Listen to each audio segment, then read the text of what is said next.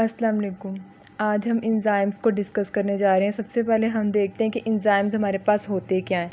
Enzymes हमारे पास जो होते हैं वो ग्रुप ऑफ प्रोटीन्स होते हैं। Different proteins different amino acids वगैरह से मिलकर जो है वो एंजाइम्स हमारे पास बने हुए होते हैं। प्रोटीन्स जो हैं वो अमाइनो एसिड से भी मिलके बने होते हैं, इसलिए एंजाइम्स जो हैं उनके अंदर अमाइनो एसिड्स मौजूद होते हैं। बायोलॉजिकली एक्टिव होते हैं। बायोलॉजिकली एक्टिव होने का क्या मतलब है कि डिफरेंट केमिकल रिएक्शंस के अंदर ये हमारी बॉडी के अंदर टेक पार्ट कर रहे होते हैं। डिफरेंट बायोकेमिकल रिएक्शन जो है उनको तेज़ कर देते हैं।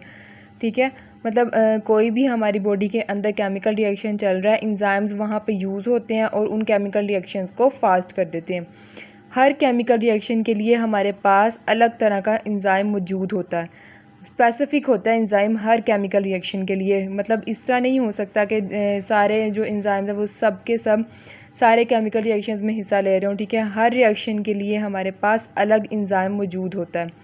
अगर एंजाइम्स मौजूद ना हो तो जो ये केमिकल रिएक्शंस हमारी बॉडी के अंदर हो रहे होते हैं स्लो डाउन हो जाए और जो लाइफ है वो बहुत ज़्यादा कम्प्लेक्स हो जाए। नेक्स्ट हम देखते हैं कि एंजाइम्स का स्ट्रक्चर कैसा होता है हमारे पास।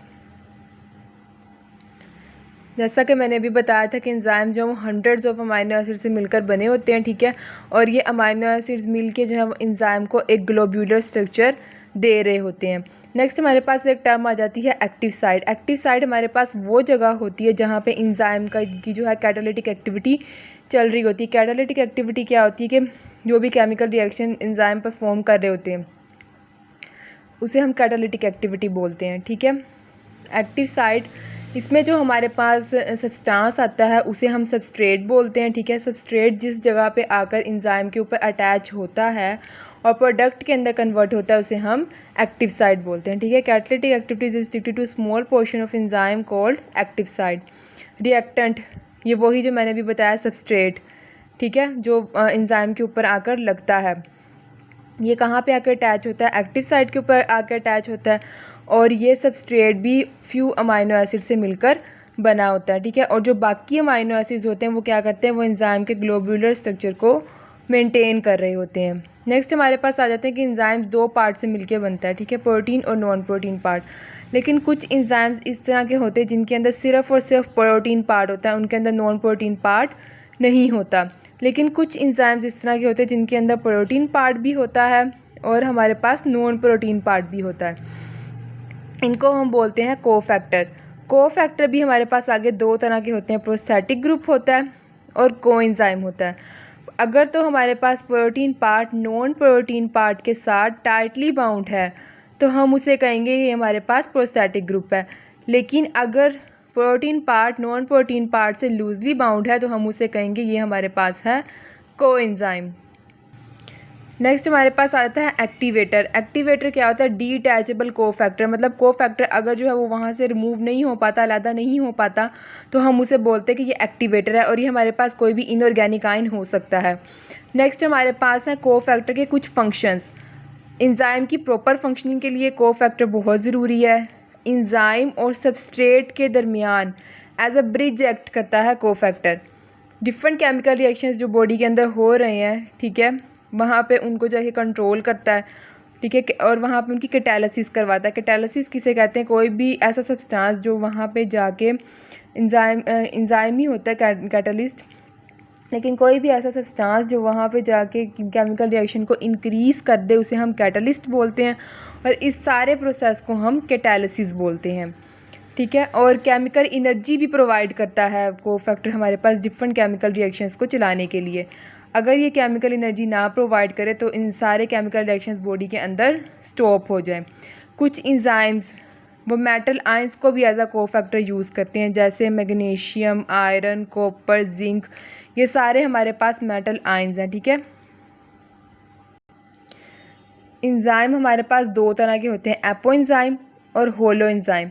एपो एंजाइम में हमारे पास क्या होता है कि इसके अंदर जो इसका कोएंजाइम है या जो प्रोस्थेटिक ग्रुप है वो हमने रिमूव किया हुआ होता है। ऐसे एंजाइम को हम बोलते हैं एपो एंजाइम। जबकि जो हमारे पास होलो एंजाइम है इसमें हमारे पास क्या होता है कि इसके अंदर एक पॉलीपेप्टाइड चेन होती है और इसके अंदर कोफैक्टर मौजूद होता है, हम इसे एक्टिवेटेड एंजाइम भी बोलते हैं। नेक्स्ट हम देखते हैं कि एंजाइम्स कहाँ कहाँ मौजूद होते हैं हमारी बॉडी के अंदर। कुछ एंजाइम जो होते हैं वो साइटोप्लाज्म के अंदर डिज़ोल्व हुए हुए होते हैं, कुछ एंजाइम्स डिफरेंट ऑर्गेनेलिस के अंदर पड़े हुए होते हैं, कुछ एंजाइम्स उसी जगह पे जहाँ पे उन्हें यूटिलाइज़ होना होता है वहीं पे वो प्रोड्यूस होते हैं और वहीं पे वो यूज़ हो जाते हैं, कहीं मूव नहीं करते। फोटोसिंथेसिस एक हमारे पास प्रोसेस है, उसके एंजाइम जो हैं वो क्लोरोप्लास्ट के अंदर पड़े हुए होते हैं। क्लोरोप्लास्ट ही हमारे पास ऑर्गेनेली है, हम इसको आगे जाकर डिस्कस भी करेंगे डिटेल में। सेलुलर रेस्पिरेशन के जो एंजाइम हैं वो माइटोकॉन्ड्रिया के अंदर पड़े होते हैं। माइटोकॉन्ड्रिया भी हमारे पास एक ऑर्गेनेली है, इसको भी हम डिस्कस करेंगे। और हमारे पास जो सिंथेसिस ऑफ प्रोटीन्स है वो राइबोसोम एक ऑर्गेनेली है, उसके अंदर हो रही होती है, ठीक है। तो सिंथेसिस ऑफ प्रोटीन्स के लिए जो एंजाइम चाहिए होते हैं वो राइबोसोम के अंदर पड़े होते हैं। नेक्स्ट हमारे पास आता है mechanism of enzyme action. Mechanism of enzyme action में सबसे पहले हम देखते हैं कि जो एंजाइम है ना वो हमारे पास वो एक 3 डायमेंशनल ग्लोबुलर प्रोटीन स्ट्रक्चर होता है, ठीक है। इसके अंदर डिफरेंट अमाइनो एसिड्स मौजूद होते हैं और हर एंजाइम की ये प्रॉपर्टी होती है कि उसका एक स्पेसिफिक सबस्ट्रेट होता है, ठीक है। वो अपने उसी सबस्ट्रेट के साथ बाइंड होता है, कोई भी और सबस्ट्रेट उसके साथ आके अटैच नहीं हो सकता, ठीक है। स्पेसिफिक केमिकल सब्सटेंस होता है जिसे हम सबस्ट्रेट बोलते हैं, ठीक है। इसमें हमारे पास होता क्या है कि जो सबस्ट्रेट है वो एंजाइम के ऊपर आके लगता है, एंजाइम सबस्ट्रेट कम्प्लेक्स बनता है और उसके बाद एंजाइम बन जाता है और हमारे पास प्रोडक्ट बन जाती है। इसमें हमारे पास मैकेनिज्म ऑफ एंजाइम एक्शन में हमारे पास 2 तरह की साइट होती हैं, एक बाइंडिंग साइट होती है और एक हमारे पास होती है कैटालिटिक साइट।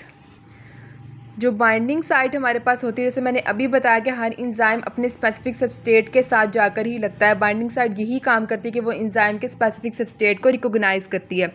जो कैटालिटिक साइट होती है उसके ऊपर जो है उसके ऊपर क्या हो रहा होता है कि उसके ऊपर जो है वो सबस्ट्रेट और एंजाइम प्रोडक्ट के अंदर कन्वर्ट हो रहे होते हैं, ठीक है। उसके बाद हमारे पास आ जाते हैं कुछ models. Mechanism of enzyme action में 2 तरह के मॉडल दिए गए थे, लॉक एंड की मॉडल और इंड्यूस फिट मॉडल। सबसे पहले हम देखते हैं लॉक एंड की मॉडल। लॉक एंड की मॉडल हमारे पास ईमिल फिशर एक साइंटिस्ट था, उसने 1890 के अंदर इसको दिया था। उसके मुताबिक जो एक्टिव साइट है ना वो एक रिजिड स्ट्रक्चर है, मीन्स उसके अंदर कोई भी मॉडिफिकेशन नहीं होती। जब सबस्ट्रेट आके उसके साथ अटैच होता है वो वैसे ही अपनी शक्ल में रहता है, उसके अंदर कोई भी चेंजिंग नहीं आती। जबकि इंड्यूस फिट मॉडल एक साइंटिस्ट था कोशलैंड, उसने दिया था 1959 के अंदर। उसके मुताबिक जो एक्टिव साइट है ना वो एक फ्लेक्सिबल है, मतलब जब भी उसके ऊपर कोई सबस्ट्रेट आके लगेगा तो वो सबस्ट्रेट की शेप के मुताबिक उसके स्ट्रक्चर के मुताबिक अपनी शेप और स्ट्रक्चर को भी चेंज कर लेता है, ठीक है। मतलब इस लॉक एंड की मॉडल का ये रिवर्स था, ठीक है। और अपनी जो कैटालिटिक एक्टिविटी है उसको इस तरह ज़्यादा अच्छे तरीके से परफॉर्म करता है। उसके बाद एंजाइम की कुछ करैक्टरिस्टिक्स हैं, हम ये देख लेते हैं। वैसे तो हमने पहले भी देखी कि एंजाइम्स ग्लोबुलर प्रोटीन्स होते हैं, ठीक है। किसी भी केमिकल रिएक्शन जो है उसके रेट को इंक्रीज़ कर देते हैं, खुद वहाँ पर यूटिलाइज़ नहीं होते, लेकिन जो हमारे पास केमिकल रिएक्शन का रेट होता है ना उसको ज़रूर इंक्रीज़ कर देते हैं।